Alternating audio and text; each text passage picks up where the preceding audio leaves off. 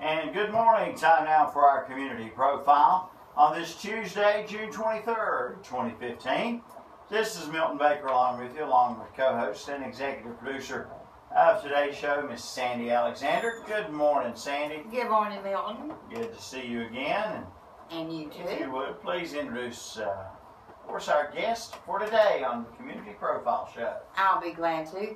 We're pleased to have Greg McIntyre with us today. He is an attorney in Shelby, North Carolina. And let me tell you a little something about him. He's a family man, married to a beautiful girl, Stephanie. He has 6 gorgeous children. Mm-hmm. And so outside the law office, he's a #1 daddy and husband. He's a good Christian man. What comes out of his mouth is the truth, and he will help you in any way possible. And today we're going to be touching on it. We'll never get through with this because there's so much to be said and so much to be done. Mm-hmm. But at the end of our broadcast, and after Greg is gone, or even before maybe, call his law office and use the code word radio. Mm-hmm. And he will give you 1 hour of information that we'll be talking about and touching on today. Mm-hmm. And it's free. Mm-hmm. So what a wonderful gift that he's leaving us with at the end of our discussion. So don't forget, I will give you the number a little later on, and you call it and use the code word code, and you'll be meeting with Greg McIntyre for an hour. Right. And kind of get you in line, ready to go. So Greg, we are so pleased to have you, and already you have answered questions for me, because you know when it comes to will and end of life stuff, we all kind of, I'll do that later. I don't really want to talk about that. Estate planning, planning ahead. Our minds just don't want to kind of go there. Well, I can do that tomorrow. Mm-hmm. I've got plenty of time. But sometimes it hits us before we know it. So Greg has got some great ideas, great things that we should be doing. And Greg, I'm going to hand it to you and let you educate Milton and I and the rest of the listening audience about what we need to know. Good morning, Greg. Good morning, Milton. Sandy. Good morning. #1, thank you, Sandy, and thank you, Milton, and the WOHS family for allowing me to come on and have this platform to talk to 16 counties. Is that correct? I'm going to get cold feet now. 16 counties, and just such a wide listening area, and talk about elder law. I'm not just an attorney. I'm not a general practitioner. I'm an elder law attorney, okay? Mm-hmm. So that's specifically what we broadcast. That's what we talk to clients about on a regular basis, okay? Mm-hmm. That's where my head is. That's where I spend the majority of my time, is helping seniors protect their assets and legacies, okay? Mm-hmm. So we're located at 123 West Marion Street in Uptown Shelby. So it's as easy as 123 West Marion, but we consider our region Western North Carolina from Charlotte to Asheville, okay? And we do travel and make house calls on a regular basis. I'm blessed to be a part of a national group of elder law attorneys that's called Elder Council. Elder Council gives me a really deep bench. It's not just me on the radio right now. I've got tons of attorneys behind me that are in that group as well, that also help me in solving problems. If there's a problem I haven't seen before, there's an Elder Council attorney in North Carolina that has seen it before, and I help them as well. So we constantly jam back and forth, if you will, on problem solving. So it gives me a really deep bench. And I'm blessed to do that. So we were talking about planning ahead, and that's true. If you call my office, the number is 704-259-7040 with the code word radio today. We're going to give you a free legal strategy session and asset protection session with me for 1 hour at least, or however long it takes, as a gift to you and your family for listening to WHS today. That's great. Yeah. And so what's the question that you told me to ask, that we were talking about? Do you do wills? Do you do wills? Do you do wills? That sounds like car on sling blade. That's right. So I get that question everywhere I go, okay? I mean, I do education seminars. I've been doing them for 2 years now, and I still get the same questions. Even in the same geographic area, in and around Cleveland County and surrounding counties, And people still don't know the best way to pass property to protect their assets.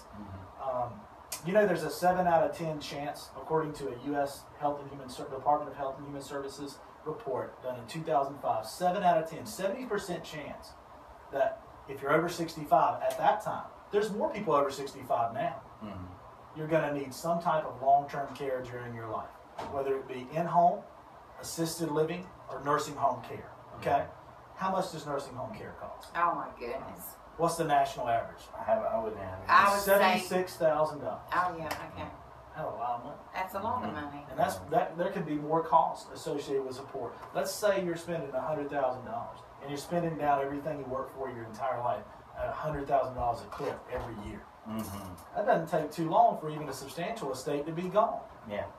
And if you have something like an Alzheimer's or dementia, I mean, your body can far outlive your mind. So you're in that for the long haul. Things that used to take us out of this world don't immediately anymore. And health care and long-term care costs a lot of money. So that's what we work on is pre-planning. And there's a lot of different aspects of that. Okay. So do I do wills? Of course we do. But I look at a will as a catch-all. If you sit down with me for a legal strategy and asset protection session, and we walk out of there and we're passing everything by will, then I must have been asleep that day. Okay? Because that's not the best way to do it. If you do a will, what happens? Where do you go to open a probate an estate, probate a will? Where do you go to handle that when your loved one passes away? You go to the courthouse, right? Oh yeah. Don't you? Yeah. Phil?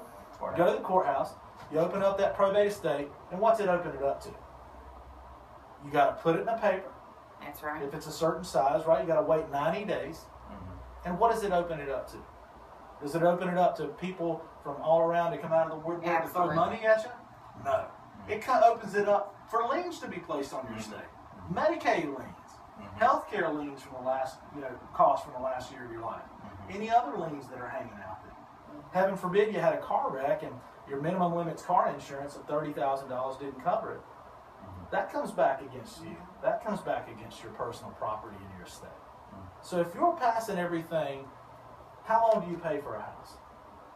Most working men and women, how long do they pay for their house? Usually 30 years. Or 40 years. Or they take out home equities. They pay for it their entire life sometimes. And then they lose it in the end because of a long-term care situation, a health care situation that's not their fault. Because the system's set up that way. So that's what my practice is designed to do, is to help the senior stay in control of their assets for their entire life. And then pass it on to their loved one and their families. The Kennedys didn't get to be the Kennedys by being stupid with estate planning. Yeah.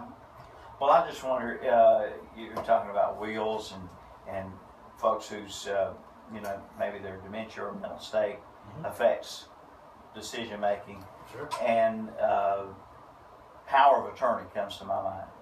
I have seen it. Giving someone your power of attorney can be a tricky, icy slope there itself. Swinging for the fences and getting a home run before you start at first base is not a good idea. So you're starting at the basics and the foundations, and that's where we need to start. Foundations would be a power of attorney. General durable power of attorney. Ours are between 21 and 26 pages long. I'm not a huge fan of a short form power of attorney because you need it to be able to allow for Medicaid planning purposes and be bulletproof. Banks are more and more prone to not accept powers of attorney or be skeptical of them because of the issues that you just raised. You want to make sure you have a trusted family member.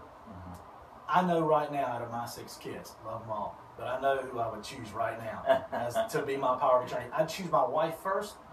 I wouldn't stop there. You don't just put one person in the game, right? You don't play 5 players in a basketball game. You got some people on the bench too. So you want to put some people on the bench to come in should that number one person, my wife, be unable or unwilling to serve because of any reason, maybe healthcare problems. Heaven forbid she passed first. I'd want that trusted son to come in and handle those matters. But if we don't put general durable powers of attorney in place that are bulletproof documents, what happens? No, I don't. You wind up in a guardianship situation. Okay? Which guardianship situations are court situations. It's going and having hearings. What if the kids don't agree as to who should be the guardian? Then you got a fight on your hands. I mean, as the attorney, if you want to throw away your money and spend a ton on legal fees doing guardianships, feel free. But I'd rather see you plan ahead, pay 1/10 of the cost for foundational documents like general durable power of attorney, healthcare power of attorney. Why would that be important? Yeah. You tell me. I would. So healthcare power of attorney, who are the doctors going to talk to? You got all the Indians running around the family. Appoint a chief that can counsel with the family. That's my father in that side of the family. Sandy and I were talking about that before we came on today. Ted's the go-to guy. He counsels with everybody else, and he's good at that. He's a very trustworthy, Christian guy. He's a model father for me. And then he goes and reports to the assisted living facility, the nursing home, the doctors, the nurses, right? They know who to talk to. If not, then they got a bunch of Indians running around telling them different things to do. Yeah. So appoint that one person to talk to make those important healthcare decisions. Yeah. What about a living will? A living will, by the way, is not a will. It has no power after you pass away. Right? A living will is simply, it's also called a declaration for a desire for a natural death. I can't imagine the guilt, and I hope I never have to go through it, of having to make a decision whether to keep a family member, my mother, my father, on life support. You can take that guilt-ridden decision off of your family members, off of your children. You can make those decisions while you're competent, while you're able, while you're just, you know exactly what you want. And it's not an end-all be-all. Your healthcare power of attorney, that attorney, in fact, still makes that final call. But your living will is a statement of intent. It says, if I'm in a situation where I'm terminable. I just made up a word, terminable. I just combined It's a new movie. It's the Terminable-nator. Yeah. 12th version. So terminal, incurable. Your body has far outlived your mind. You're being maintained by machinery. Do you want to linger on? I go back and forth on that issue. Sometimes I want to be maintained until I'm just a toenail. Sometimes, because I had a grandfather, Papa Mac, who was in a coma for like 6 months and came out of it and lived 20-something years. That's the thing, you just don't, they could pop out of it, and you just don't know. And they were, I think we had, the doctors were trying to persuade us to code it. I mean, to say, do not resuscitate. He died a few times. Oh, yeah. I know a lady that lived 14 years. Yeah. Had a machine breathing for her. Now, of course, she did eventually pass on. But for 14 years, those machines kept her alive, and she was gone. I mean. Oh, well, that's the other side of that. That's, I think, the depressing and sad side. Yeah, oh, yeah. And I see those situations all the time where people, it's like, when I go back and forth. I never want to be in that situation. Yeah. Pull the plug on me if that's me. Okay? But I can say that in a document ahead of time. I can release the healthcare power of attorney, the attorney in fact. I can release who might be my wife or my son from liability. I can release the doctors in the facilities from liability for trying to follow my wishes. And that I may have strong religious beliefs about that. It just depends on. It's a deeply personal issue. Yeah. It's something that you've got to make that decision on your own. Nobody else knows how you feel about it. Nobody else can make it. That's right. They don't know if they can't come in there and sit down and say, "Now you really need to do this. This is the way I think you ought to do it." That's not going to work. You hit the nail on the head. That's why you need to make that decision. The living will allows you to make that decision and doesn't leave it up to somebody else to make that decision for you. Yeah. Now, both my parents had a DNR bracelet on their arms. Do not resuscitate. Right. Because early in life, they made up their minds. We don't want to live artificially. If there's no way that we can come back and be us, then we just as soon go on. And they did. They made that decision. But me and my brother didn't have to. They did it. So let's talk about Medicaid asset protection. Yes. Okay? Many times we were talking about that long-term care situation. 7 out of 10 people are going to run into that buzzsaw. Okay? If you don't have long-term care insurance, and I don't see that unicorn very often. Okay? It's rare. If you don't have it, then you're spending out of pocket. I see so many people that do what I call a hang your head spend down. That's my term. because I see it from afar. People hang their heads. They go to Medicaid. They spend down all their money. And now, let me say this. The social workers over there are absolutely top-notch. We're blessed to have a great social services and Medicaid system, okay, that pays for long-term care, but at a price. Do you guys know people who have spent down everything they worked for and lost their house in the end because of a long-term care situation? Sure. We all do. Yeah. I've had it happen in my family. Writing a book right now called Saving the Farm about my grandfather who was in assisted living care for the last 15 years of his life. Sell everything.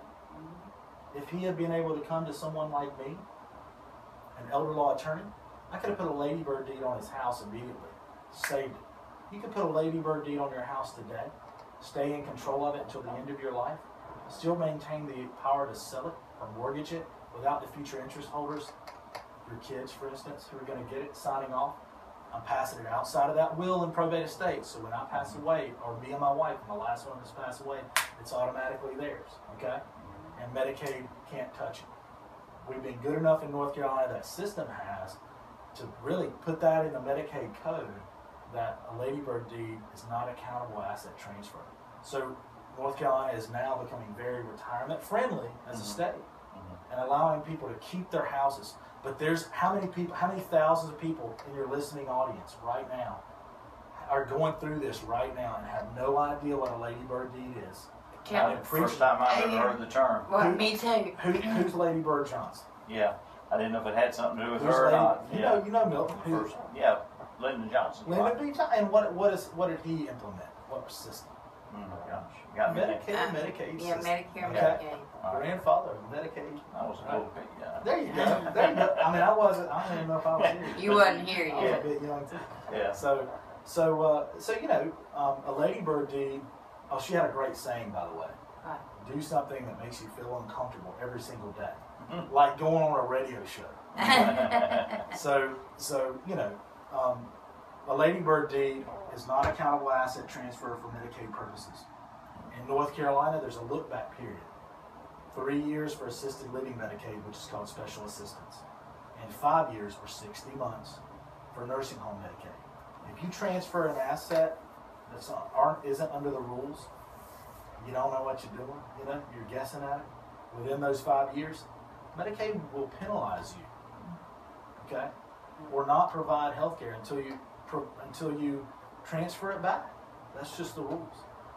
And ladybird deeds protects the home and any attached property. It could be a house in 1 acre. It could be a house in 1,000 acres, okay? As long as it's contiguous, okay? And there's a lot of different strategies for not only that, as well as the farmland in the upper part of the county, or some other property that you have. There's ways to save those too, even in a pinch. But we would rather plan ahead. You know why we'd rather plan ahead? Costs a lot less. It's a lot less heavy lifting. When we're in an emergency rush, it costs more and it's harder. You can spend a tenth of the money and plan ahead with a foundation package, and the ladybird deed is a very good package for the common person, okay? For people like me and you. It's not just for the rich. Okay. We're talking about veterans plan? Yeah, I'm just reading here what we should hit on next. Emergency crisis planning. Did we cover that? Well, that's in the situation where if you have a loved one that's in a nursing home or assisted living facility, and you're watching that money that you've worked for your entire life or your family has disappear, and you're scared that they're going to come in and put a lien on that house, and that it's going to go away, that you worked for 30 or 40 years, and now it's going to go back somewhere, Yeah. not in your family to pass on. I grew up in the United States. I thought Russia was the place where the state owned all the property. Now there's a huge mass turnover of property with the baby boomers getting older and running into long-term care situations. Okay, so if you're watching that money disappear, we can help. We do emergency Medicaid crisis planning all the time. We can get in and stop the bleeding, triage the situation, and stop the money flow from going out. We can look at things like if you've been a veteran, you see the flag I have on? I'm a veteran. I was in during the Iraq war window. I would qualify for aid and attendance because I served 90 days at least. I served 4 years. But the qualifications to qualify for aid and attendance, the little known veterans benefit of aid and attendance, is 90 days in the military, 1 day served during a wartime event. Could be the Korean conflict, the Vietnam War, Iraq War. Anything that VA qualifies. And if you go to mcelderlaw.com, that's mcelderlaw.com, MikeCharlieElderlaw.com. I have tons of blogs, video content, and podcasts that I do about all these subjects and aid and attendance. There's a link on there to VA's website to the actual document that shows the wartime events that qualify you for aid and attendance. That's up to a $2,500 benefit for the veteran, $1,750 ballpark numbers for the spouse of a veteran, or ballpark $1,250 for the spouse of a deceased veteran. Okay, if you served 1 day during a wartime event, you didn't have to be in the thick of combat. You could have been stationed in San Diego like I was. Okay, now I did have a 1.5 year sea time, spent a lot of time in the Middle East, but on aircraft carriers. But you don't have to be in combat to qualify for that benefit. Just in the military during that. And people don't know about these things. No, they don't. They don't know them. So that's crisis planning. We look at those things to see if the senior qualifies, okay, for any of those things, and how to best protect their assets. We can generally save 100% of liquid assets and real property if there's a healthy spouse, and about probably half that and the real property save that if there's if it's just if there's not a healthy spouse, okay, if it's a single person. But we love doing Medicaid crisis planning, but we'd rather plan ahead. Oh, yeah. We'd much rather plan ahead. So there's a lot of moving pieces. There's a lot of legal strategy out there. It's putting it under a microscope for me. I don't do everything. I used to practice door law. You know what door law is, Milton? No.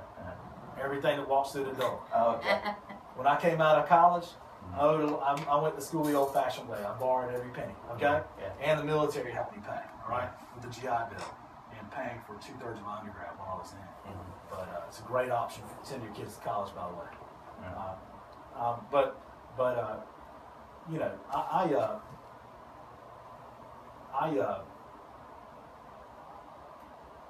I had a general practice for years and did estate planning, and just gradually, I think elder law picked me, not the other way around, to be honest with you. I just gradually gravitated toward it, and ended up joining the national group, Elder Council, and really getting into it, going to legal education around the country with those guys, and just really getting active in that community. So, it's the way, some people say, I like working with this group, or I like working with that group. Well, in your case, you're working, maybe you like working with older folks, and this is how, through your profession, you can do that. I love helping seniors protect their assets and legacies. I also love the legal strategy of it. To me, there's not much difference in legal strategy between this and a jury trial. It's still legal strategy, taking a look at the law and what's allowable under the law. So, a lot of people just don't know that they have any options. You're taught all your life, well, when we get a certain age, we need to make out a will, we need to do, plan our funerals, we need to do all this, and they don't really think about, like their homes. What if they have to go to a nursing facility? What if there's not enough money to pay for it? You don't want to lose a home that you worked all your life for. And when there's an option that you could go about it in another way, why would in the world would you not do that? It just seems common sense to just to be able to go down that venue and find out these different things that you can do to protect all this for your children, for yourself, for your family. For your family. To build, I mentioned the Kennedys. I don't know, you may or may not like that example, but whether you like them or not, they certainly built up an enormous amount of wealth over time, and they didn't do it by not planning ahead. Let's tell everybody again the special offer that you have, calling the office and mentioning the code word radio again. Would you tell folks again how they... Please give us a call. 704-259-7040. Call our office at 123 West Marion Street. Mention the code word radio and that you heard us on WOHS this morning or ktcbroadcasting.com. And we'll give you a free 1-hour strategy session. I was emailing my crew last night late, up preparing for this, okay? Sweating it, dread coming in, just scared to death. And just to be ready, if anybody called in with that code word, let's go ahead and sign them up for free. All right. Okay. Well, that's great. Thank you so much, and so enlightening, and answering questions I know for myself I didn't know. And this young man, he mentioned house calls a while ago. I know for a fact I saw him not long ago near my house doing a home visit. And you don't hear from that anymore. That's just obsolete, but not with him. The doctors used to make house calls, didn't they? They sure did. They were your friend, and okay. And I've got 6 kids, and the wife, daddy's got to work. So, that's right. So and I believe in protecting what I work for, just like we preach. Yeah. So I'll come to your house. We'll do it in the living room. I'll bring my team out there. We'll sign documents, whatever we need to do for you. Well, that's great, Greg. Thank you so much. Thank you for being with us. Yes, sir. All Thank you, Bill. Sandy, that's it for today on the Community Profile. What's coming next?